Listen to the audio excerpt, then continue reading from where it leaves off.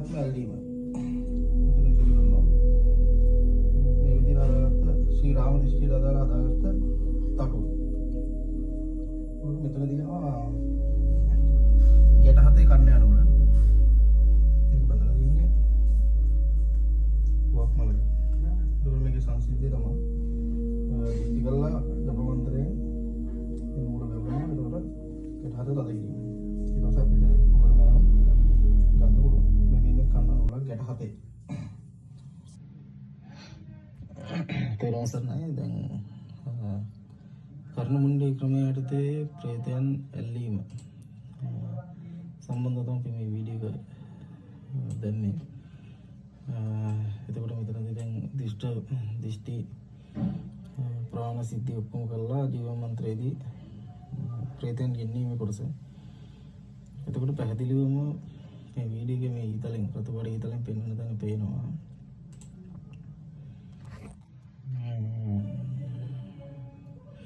පෙරේදේ ආපුවම ප්‍රේතාත්මය මෙතන ආපුවම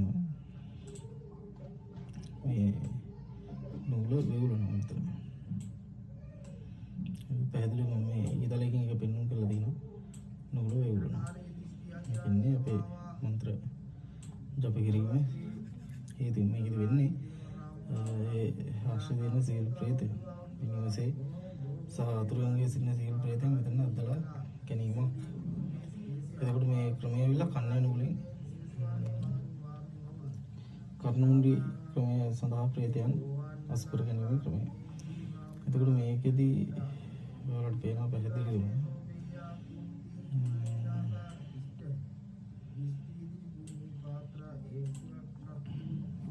පේනවා මේ කන්න නූල වේවිලීමකට ලක් කරනවා ප්‍රේතයන් මෙතනට පැමිණියාම. එතකොට මේකදී අපි වටපිටාව සම්පූර්ණයෙන්ම කවර් කරලා, ඒ කියන්නේ වහලා උලඟක්වත් දෙන්න මේ පාන්දර මම හිතන්නේ 3යි ගානක් මේක මේ සිද්ධිය වෙනකොට 3ත් 4ත් අතර උලඟ ඊටම තලු මොහොතක් වගේම කවුරුත් මුලදී මම යහල්ලා කරගත්තේ නැහැ. පස්සේ එනකොටත් හිමීට උලඟ කැලෙන්නේ නැති වෙන විදිහට කුස්සිය දොරෙන් ඇතුල් වෙලා දොරවල් වහලා දොරෙදි දාලා කවර් කරලා තිබුණා. ග්ලාස් එහෙම දාලා වහලා කිසිම වෙලාවක උලඟක් එන්නේ නැහැ. මේ අනික අපි පහනේ දැල්ල ફોකස් කරලා තමයි මේ පහනේ දැල්ල භාවිතයෙන් තමයි මේ නූල හෙලවීම හරියටම ප්‍රත්‍යක්ෂ කරගත්තේ.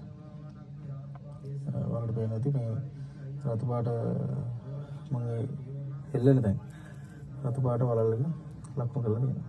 බලන්න ප්‍රේතය ආපුවම මේ විදිහට තමයි මේ නූල වේවුලන්න පටන් ගන්න. එතකොට ගෙවල් ආරක්ෂා කිරීමේ ක්‍රමයටදී මගේ ශාස්ත්‍රයේ නම් මම පළමුවෙන්ම ගෙවල් ආරක්ෂා කරන්න කලින් ඉන්න ආත්ම සියල්ල අල්ලා ගන්නවා.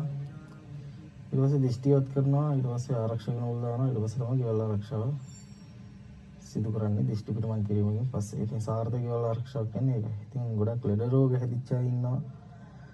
ආතුරියෝ කියන හොඳ කරගන්න බැරුව.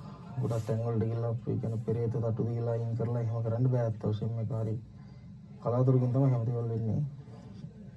සාර්ථක වෙන්න මල්ලන්න ඕනේ. ඒතකොට මොකද ලෙඩ රෝග සියල්ල සුවපත් වෙනවා මේ ආත්ම අල්ලලා අයින් කරපුවාම. දැන් මේ ආත්මත් මම හෙප්පුවක දාලා ගෙදර ගෙනාවා. තිබ්බේ නැහැ. ඉතින් මේ පැහැදිලිව හරියට බලන්න මේ නූල් වේවුලන හැටි වගේම ප්‍රේතයන් මේවට පැමිණෙන හැටි. ඊට පස්සේ මම කර්ණමුණ්ඩි ක්‍රමයට යටතේ මේ අල්ලගත් ආත්ම වල කතා කරා. හරි පැහැදිලිව කතා කරා. නම් මොනම් කියනවා. ඒ කියන්නේ නම් මොන කියන්නේ ඒක නෑදෑයන්ගේ නම් ඉන්නේ කවුද එක්කම අහුවලා තියෙන ආත්ම සියල්ලම පැහැදිලිවම කියනවා. ඉතින් මේ සාර්ථකම ක්‍රමයක් එක්තරා මේ ප්‍රේතයන් ඇල්ලීම මේ ක්‍රමයටදී කිරීම. ඒකින්ද ගොඩාක් ලෙඩ රෝග වලට අසු වෙලා ඉන්නවා. ඉතින් අපි ඒ කට්ටිය කියන්නේ බෙහෙත් නුගුණ වලට පොඩ්ඩක් බලන්න. මේක සාර්ථක ක්‍රමයකින් හොඳ කරගන්න පුළුවන්. අපි මේ ප්‍රේතයන් ඇල්ලීමත් කරේ එක්තරා නිවසක. ඒ නිවසේදීත් අපි නිවස මම හිතන්නේ 4ක් විතර වෙනකොට අපි මේ වැඩ කරා ළඟ. ඉතින් මේ වෙනකොට හොඳ තත්ත්වයක පවතිනවා ඒ කට්ටිය. ලෙඩ රෝග සුවපත් වෙමින් පවතිනවා.